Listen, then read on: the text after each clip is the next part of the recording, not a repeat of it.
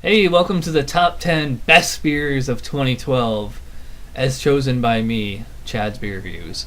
Um, if this is your first time here, I'll explain the rules. It's the top 10 best beers that I reviewed for the first time in 2012. It's not the 10 best beers that were released this year. It's just out of all the beers that I reviewed, and there was a couple hundred of them, I'm sure. These were the 10 best that I had. A lot of them have been around for quite a while. I just never tried them until this year. This was definitely the best year for me for beer because I think I gave like 14 different beers at 10 this year. So it was really hard to narrow that down to which 10 of those 14 were the best, and then what order to put them in. So at the end of the video and in the description box below, I'll list all the honorable mentions, the ones that just barely missed the cut, as well as all the nines too. I think I had a lot of great nines this year, and I think those deserve some recognition. So those will be on the end of the video in the description box below. I guess that's about it. Just to let everybody know, the one thing that all these beers have in common, I mean, they're not all Imperial Stouts and Imperial IPAs, although quite a few are. The one thing they all have in common, they are all American made. Sorry, Europeans and Canadians. It's not that your beer sucks. It's just that, I like American beer the best. Your beers just can't sit at the cool kids table. So, here we go. Top 10 best beers of 2012 as chosen by me, Chad's Beer Reviews. Cheers. Bye. That'll piss a bunch of people off. Wow, that's really interesting.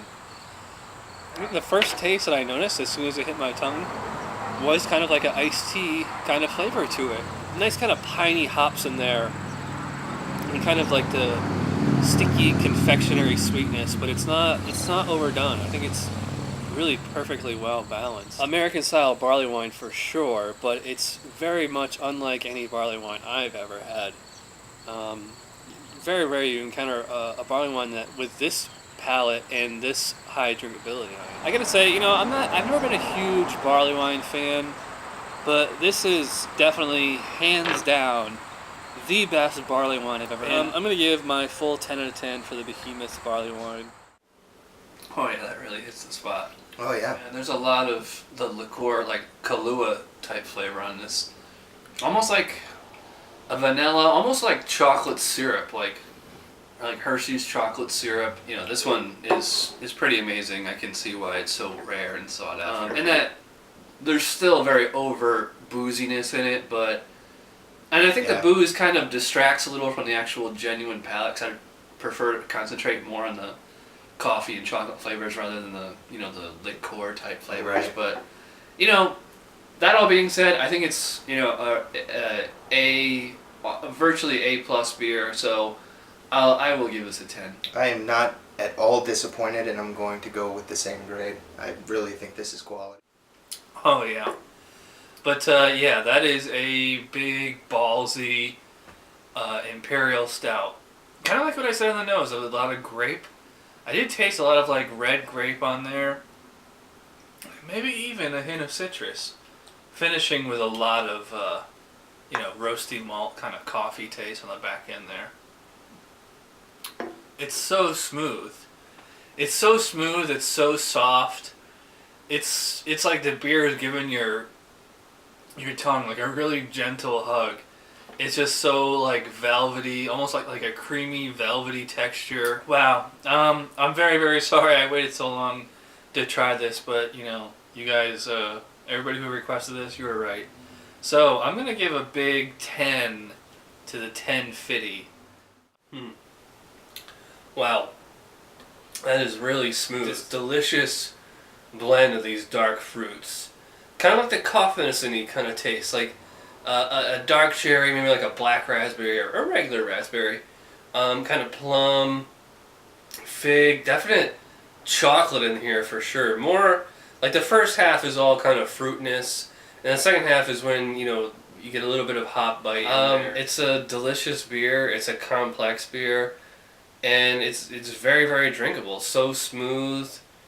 It has like a pleasant kind of coffee-y kind of aftertaste, but no heat distraction. It's not dry. It's not bitter. It's not sticky or cloying or whatever. Love the mouthfeel on here. I just like everything about it. So yeah, Now I know why they've been making this for so long. So yeah, 10 out of 10 for the Palo Santo Marron. This is one of the best black IPAs I've ever had. It's right up there with Stone's 15th anniversary. So, so robust, so smooth. Such a great combination of the three main hop characteristics of the citrus, of the flowers, of the pine. That delicious confectionery kind of sweetness in here. It goes down so smooth. Has like a, distinct kind of weight in the mouthfeel.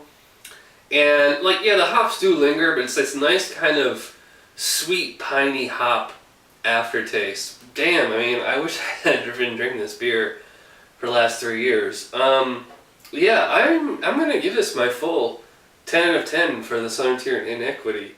First thing I noticed was how damn bitter it is. It's extremely bitter. The thing that threw me off is I didn't get as much citrus as I did like a flower hop. I got like a juice, like nectar, like a juice extract or something. Like it's like that. It's like a sweet, almost kind of syrupy, which I don't really tend to like syrupy IPAs, but this is, I really like the juiciness to it. It's like a honey taste to it. It's a little more sticky and syrupy than I prefer as far as like mouthfeel and actual taste, because it does have a bit of a sticky, resiny aftertaste. But it's the balance on it and just the experience of it is really impressive. I'd probably agree with you. It's probably not the best IPA I've ever had, but it's a damn tasty one. But I will give this my full 10 out of 10, top notch rating. Yeah.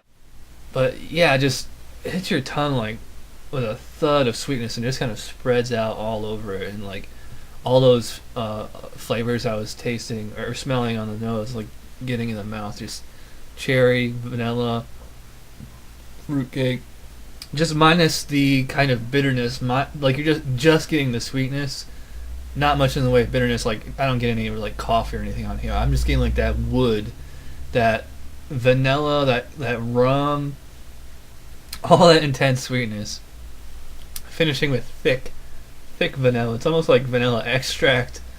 Just fantastic dessert beer. 10 out of 10 for Coney Island Barrel Age Human Blockhead. It just started out like an iced coffee, and then it started to get more vanilla, and then it started to turn chocolate. And as far as I know, there's not chocolate in it, but I am, like Jay said, getting a lot of similar qualities like a Southern Tier chocolate. It's like milk chocolate and dark chocolate, There's a little bit of bitterness on the back end, but the hops do not linger. The roasty malts or whatever, the toasty malts don't linger. It's actually kind of disappointing, is that the aftertaste is so mild, but while it's in the mouth, it's really, really delicious, and as a dessert beer, great dessert beer. This is definitely getting my highest rating, 10 out of 10. It's definitely the best Imperial Porter I've had. It's bitter throughout the whole thing. Bitter up front, bitter in the middle, bitter on the end. At the same time, very sweet. Right to the middle there, right as it's, transitioning from first to second, you get this nice, really refreshing fruit juice taste. Kind of like what I said, Pliny has that too. Really, really smooth.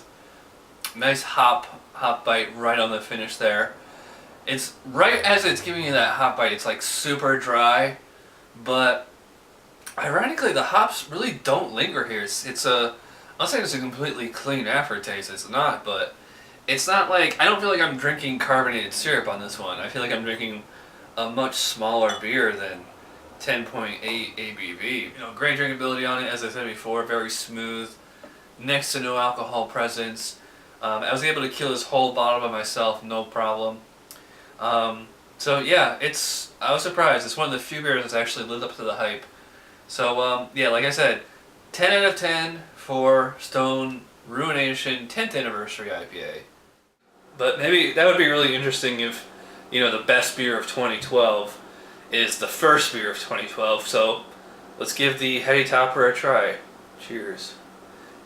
So it starts out dry, bitter, just straight bitter, orange juice, almost tart, fresh squeezed orange juice.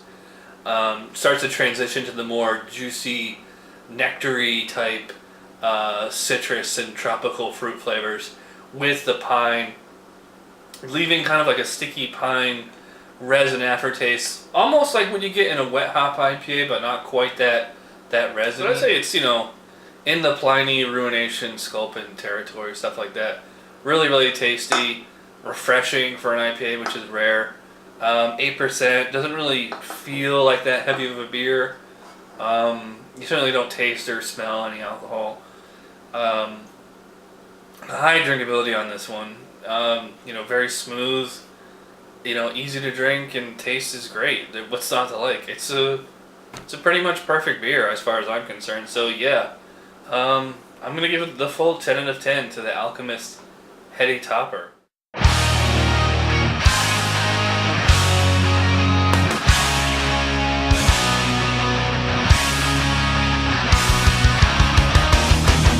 Whether it's a lager or an